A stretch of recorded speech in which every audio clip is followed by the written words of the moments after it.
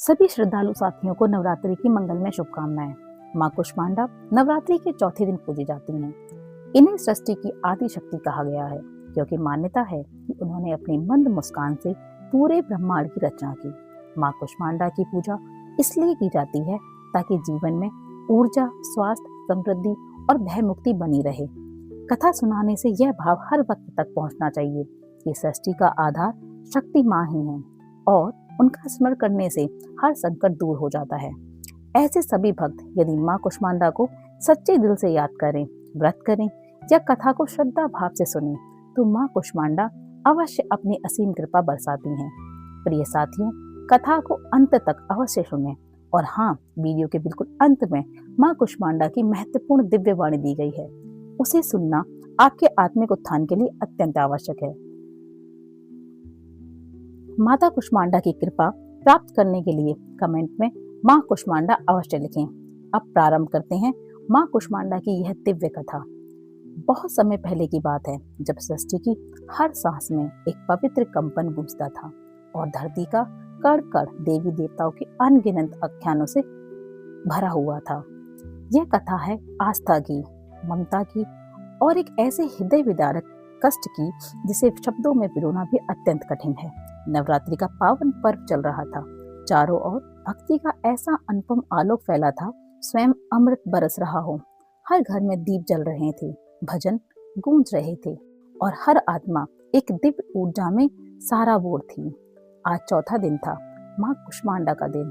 वह माँ जिसने अपनी मंद मुस्कान से इस संपूर्ण ब्रह्मांड को रचा था, जिसने अपनी ऊर्जा से सूर्य को तेज और जीवन को प्रकाश दिया था। उनके मंदिरों में भक्तों की भीड़ उमड़ रही थी। नारियल, चुनरियां और धूप दीपक की सुगंध से सारा वातावरण महक रहा था। लेकिन इसी भक्ति, इसी उल्लास के बीच एक छोटा सा नन्हा सा जीवन भूख और अकेलेपन के गहरे अंधेरे में डूबा हुआ था। मंदिर के एक शांत कोने में, जहाँ माँ कुष्मांडा की भव्य सौम्य मूर्ति विराजमान थी, वहीं एक 7-8 साल का बच्चा दुबका हुआ सिसक सिसक कर रो रहा था। उसका नाम था वायु। नाम तो उसका था, पर इस दुनिया में उसका अपना कोई नहीं था। न माँ थी, न बाप था और ना ही कोई सहारा। किसी आपदा में उसकी माँ बाप चल बसे थे और वायु बस एक खाली पेट और एक टूटा हुआ दिल जो किसी भी पल बिखरने को तैयार था। माँ, ओ माँ, उसकी पतली कांपती हुई आवाज हवा में घुल जाती। कोई सुनने वाला नहीं था। उसकी आंखें सूजी हुई थी।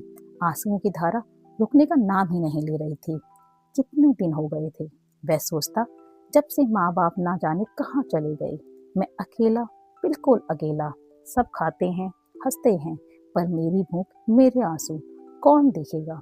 उसके पेट में चूहे कूद रहे थे और हृदय में एक ऐसा अपार कष्ट था जिसे वह किसी को बयां भी नहीं कर सकता था।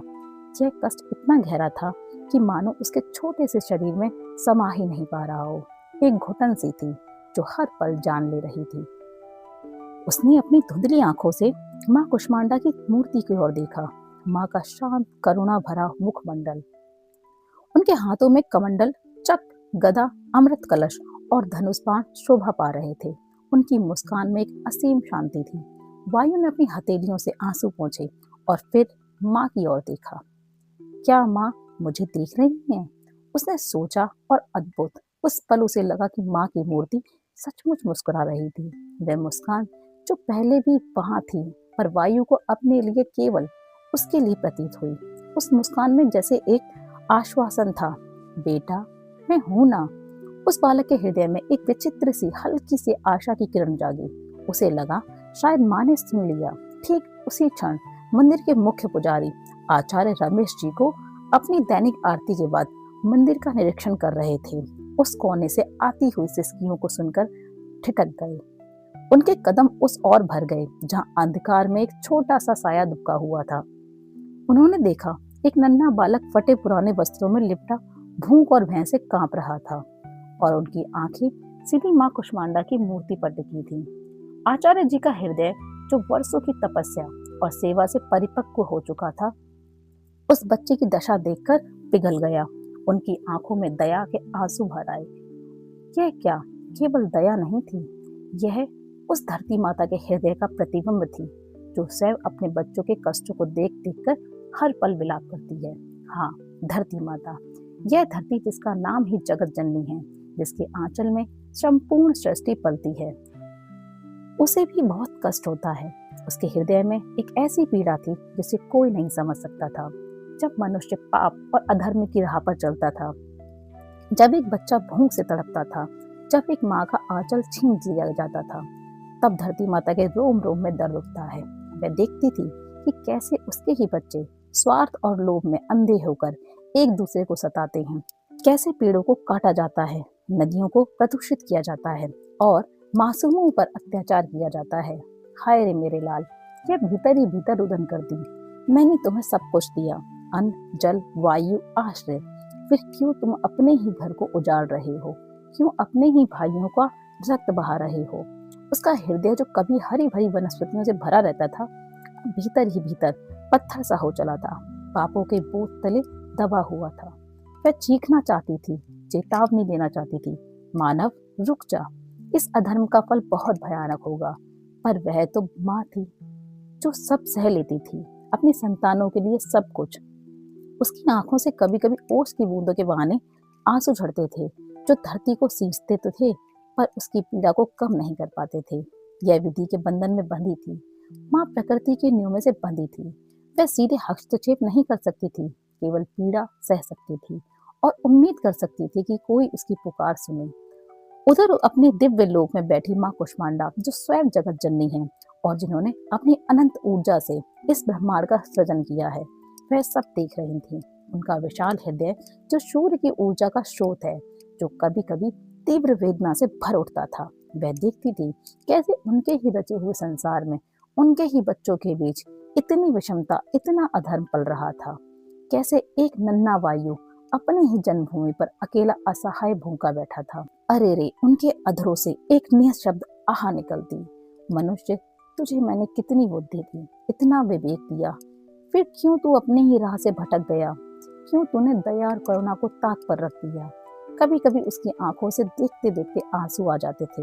वे आंसू सामान्य नहीं थे, वे ब्रह्मांडीय करुणा के अश्रु थे, जो सृष्टि के हर कष्ट को अपने भीतर समेटे हुए थे। पर माँ कुष्मांडा भी विधि के बंधन से बंधी हुई थी। वह सीधे हस्तक्षेप नहीं कर सकती थी। उनका दिल कठोर हो चुका था। कठोर इसलिए नहीं कि उनमें ममता नहीं थी, बल्कि इसलिए कि उन्हें सृष्टि के नियमों का पालन करना था, कर्मों के फल का चक्र चलने देना था। उन्हें पता था हर क्रिया की प्रतिक्रिया होती है, हर अधर्म का एक दिन अंत होता है। उनकी तपस्या, इतना संयम उन्हें इस बात पर अडिग रखता था कि सृष्टि को अपनी गति से चलने दिया जाए। पर एक माँ का हृदय तो आखिर माँ का ही होता है। हर पल, हर क्षण वह अपनी संतानों के कल्याण की कामना करती थी। उस छोटे से वायु की सिसकियां सीधे उनके हृदय तक पहुंच रही थी, मानो उनके अपने गर्भ से निकली हो। वह मुस्कान जो वायु ने माँ की मूर्ति में देखी थी, वह केवल एक प्रतिमा की मुस्कान नहीं थी, वह माँ कुष्मांडा की एक सूक्ष्म दृष्टि थी, एक अदृश्य आशीर्वाद था जो उस बालक के हृदय में आशा का बीज बो रहा था। वह मुस्कान एक संदेश थी, बेटा, तू अकेला नहीं है, मैं हमेशा तेरे साथ हूँ। और उसी मुस्कान के साथ प्रभाव से मानो समय ने करवट ले ली हो। आचार्य रमेश जी वहां पहुंच गए। आचार्य रमेश जी ने धीरे से वायु के पास बैठकर उसे अपने हाथों से सहलाया। अरे मेरे लाल, क्यों रो रहा है? कौन है तू? कहाँ से आया है? उनकी आवाज में ऐसी ममता थी कि वायु बरसों बाद खुद को किसी के इतने करीब महसूस कर रहा था। वायु ने अपनी सूजी हुई आंखें ऊपर उठाई। उसकी आंखों में एक डर था, एक संशय था, पर आचार्य जी की आंखों में उसने कुछ और देखा, प्रेम, अपार प्रेम। वह बाबूजी, उसकी आवाज मुश्किल से निकली, मेरा कोई नहीं है, मैं अनाथ हूँ, भूख लगी है, बहुत भूख। उसके यह शब्द किसी नुकीले तीर की तरह आचार्य जी के हृदय में लगे। आचार्य जी ने उसे तुरंत अपने गले से लगा लिया। मेरा बच्चा, ओ मेरे बच्चे, अब से तू अकेला नहीं है, मैं हूँ तेरे साथ, मैं तेरा अपना हूँ। उन्होंने उसे इतनी कसकर गले लगाया कि वायु को लगा जैसे उसे अपनी वर्षों पुरानी खोई हुई माँ मिल गई हो। उस शिशु की भूख और अकेलेपन से तड़पती आत्मा को आचार्य जी के स्पर्श ने एक ऐसा सहारा मिला जो उसने कभी सोचा भी ना था। आचार्य जी ने अपने हाथों से उसके पेट को सहलाया, मानो उसकी भूख को शांत करने का प्रयास कर रही हूँ। रो मत मेरे लाल, रो मत, आचार्य जी ने उसे उठाते हुए कहा। चल पहले कुछ खा लेते हैं, फिर तुझे मैं अपने पास ही रखूंगा। माँ कुष्मांडा ने ही भेजा है तुझे मेरे पास। यह उनकी ही कृपा है, उनकी ही मुस्कान का फल है। उन्होंने वायु को अपने आश्रय में ले लिया और अपने हाथों से उसे खाना खिलाया। गरम गरम खिचड़ी जिसमें घी की सुगंध थी। वायु को अमृत के समान लगी थी वो खिचड़ी। खाते खाते उसकी आंखों से फिर आंसू बहने लगे, पर इस बार यह आंसू भूख के नहीं बल्कि तृप्ति और स्नेह के थे। आचार्य जी ने उसे अपने बेटे के समान पाला। मंदिर के सभी भक्त और पुजारी हैरान थे। सबको लगा कि माँ की मुस्कान ने ही उस बच्चे के जीवन को नया सहारा दिया है। उन्होंने अपने जीवन की तपस्या और करुणा से उस बच्चे को एक नया जन्म दिया। वायु जो कभी अनाथ था, अब आचार्य जी का शिष्य और पुत्र दोनों था। आचार्य जी उसे रोज सुबह माँ कुष्मांडा के सामने ले जाते, आरती करते और उसे गायत्री मंत्र सिखाते। देख बेटा वायु, आचार्य जी कहते, यह माँ कुष्मांडा है। इन्होंने ही इस सृष्टि की रचना की है। जब चारों ओर अंधकार था, भयावह सन्नाटा था, तब माँ ने अपनी मंद मंद मुस्कान से इस अंड ब्रह्मांडीय अंडा को रचा और फिर इस ब्रह्मांड का विस्तार किया। इसलिए इन्हें कुष्मांडा कहते हैं, यानी उन्होंने अपनी ऊर्जा से ब्रह्मांड को ऊष्मा दी। वायु ध्यान से सुनता। उसे अब भूख नहीं लगती थी, अकेलापन नहीं सताता था। उसके हृदय का अपार कष्ट जो कभी उसे अंदर ही अंदर खाए जा रहा था, अब आचार्य जी ने स्नेह और माँ कुष्मांडा की भक्ति से वो सब दूर हो रहा था। उसके छोटे से मन में दया का बीज अंकुरित होने लगा था, क्योंकि उसने स्वयं दया का अनुभव किया था। धीरे धीरे वायु बड़ा हुआ। उसने आचार्य जी के वेदों का ज्ञान प्राप्त किया, शास्त्रों का अध्ययन किया और सच्ची भक्ति का मार्ग जाना। वह स्वयं एक ज्ञानी और करुणावान युवा बन गया। वह हमेशा अपने अतीत को याद रखता था। वह भूख, वह अकेलापन, वह अपार कष्ट और यही याद उसे और भी विनम्र और भी दयालु बनाती थी। जब भी मंदिर में कोई गरीब, कोई असहाय आता, वायु फौरन उसकी मदद करता। उसे लगता, यह तो मैं ही हूँ।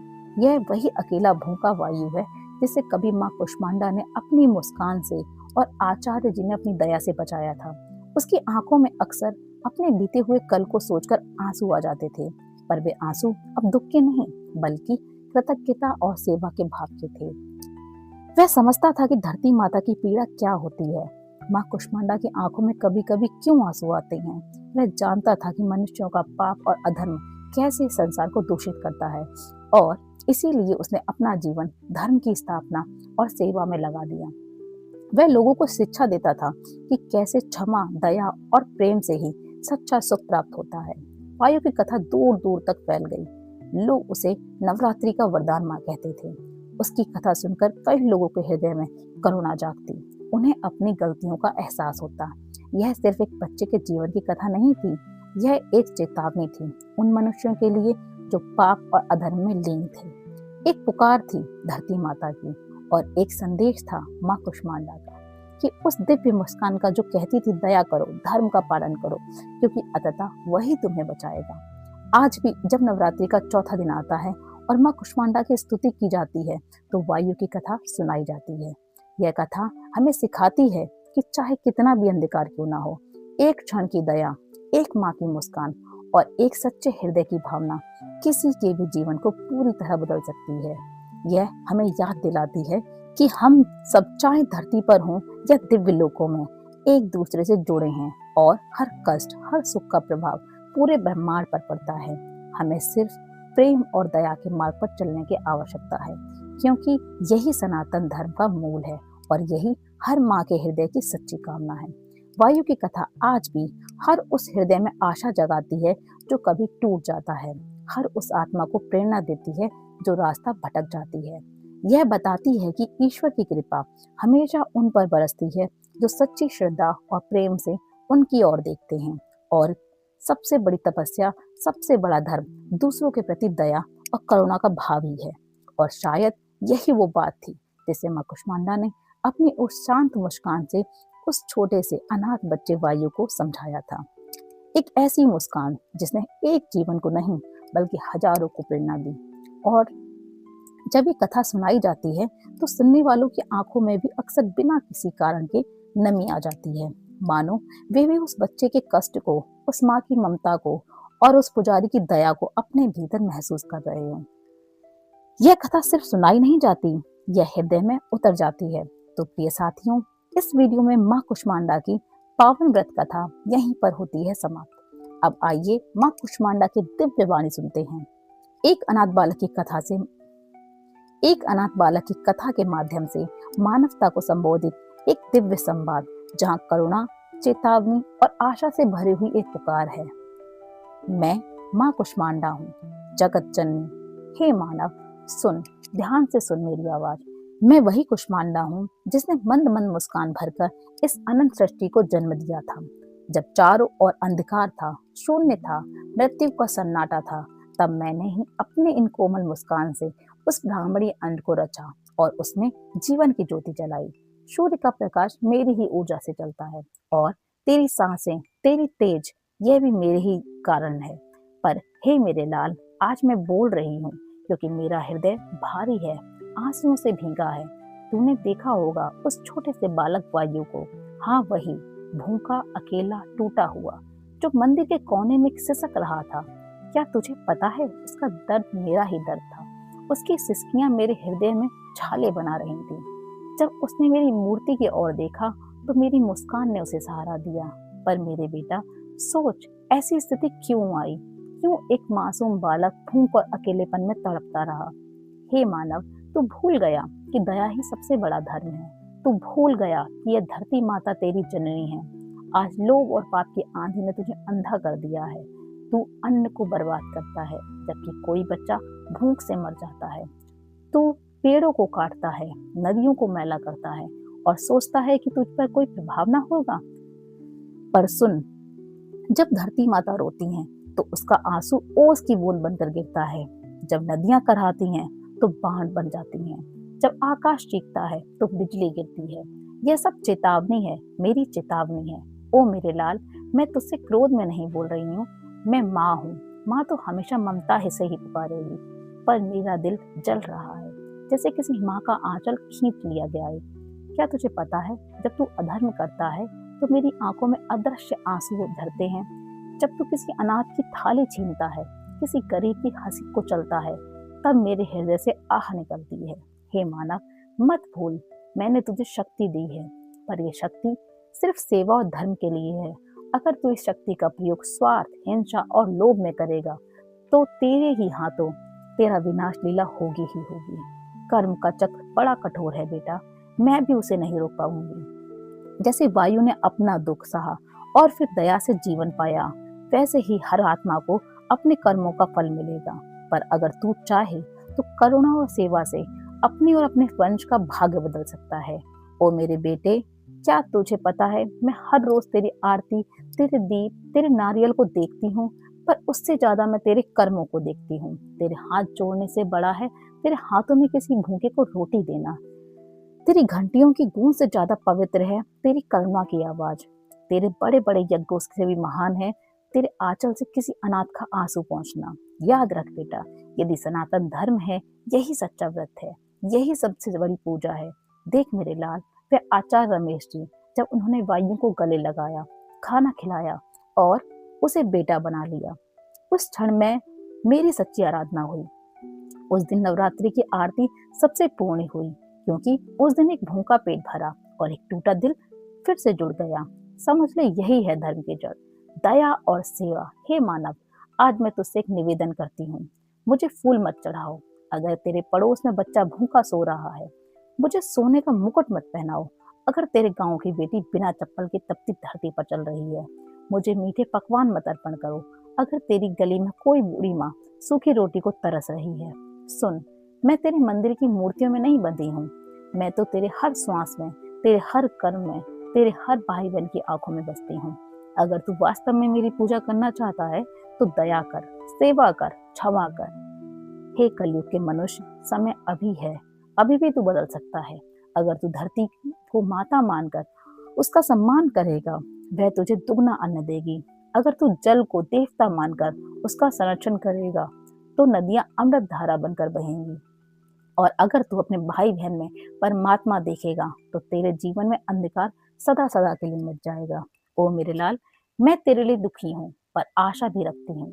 क्योंकि मैंने तेरी आत्मा में दया का बीज बोया है। बस उसे जागृत कर। अपने हृदय को कठोर मत बना। वह पत्थर नहीं है, वह तो कमल है। वह जब उसमें प्रेम खिलेगा तो संसार में अमृत बहेगा। याद कर, वायु की आंखों में आंसू थे, पर मेरी मुस्कान ने उसे आशा दी। वैसे ही आज मैं तुझे मुस्कान दे रही हूँ। हिम्मत रख बेटा, अंधकार कितना भी गहरा हो, पर एक दीपक की लौ पूरी रात को बदल देती है। वैसे ही तेरी दया की एक किरण पूरी दुनिया को प्रकाश दे सकती है। तो उठ, जाग और दया के धर्म को बना, सेवा को पूजा बना, प्रेम को प्राण बना। तभी कह सकेगा, हाँ मैं कुष्मांडा का सच्चा पुत्र हूँ। और जब तू ऐसा कहेगा, तब मेरी मुस्कान तुझे घेर लेगी, जैसे वायु को घेर लिया था। मैं माँ कुष्मांडा हूँ, तेरी जगत जननी। तेरी पीड़ा मेरी पीड़ा है, तेरी करुणा मेरी आराधना है, और तेरा धर्म ही मेरी सच्ची पूजा है। प्रिय साथियों, इस वीडियो में माता कुष्मांडा की पावन व्रत कथा और दिव्य वाणी यहीं पर समाप्त होती है। हम कामना करते हैं कि माँ कुष्मांडा की कृपा आप सभी पर बनी रहे। आपके जीवन में सदैव सुख, शांति, समृद्धि और सकारात्मक ऊर्जा का संचार होता रहे। यह विशेष दिन न केवल भक्ति भाव से भर देती है, बल्कि हमारे जीवन में एकता, प्रेम और आस्था का संदेश भी लेकर आती है। नवरात्रि के चौथे दिन की व्रत कथा को सुनने के लिए हृदय से धन्यवाद। कृपा अपने विचार और अनुभव कमेंट्स में अवश्य साझा करें, और जय माँ कुष्मांडा लिखना ना भूलें। आपके द्वारा किए गए कमेंट्स न केवल आपको प्रेरित करेंगे, बल्कि अन्य दर्शकों के लिए भी भक्ति और श्रद्धा का स्रोत बनेंगे। जय माँ कुष्मांडा, जगत जननी।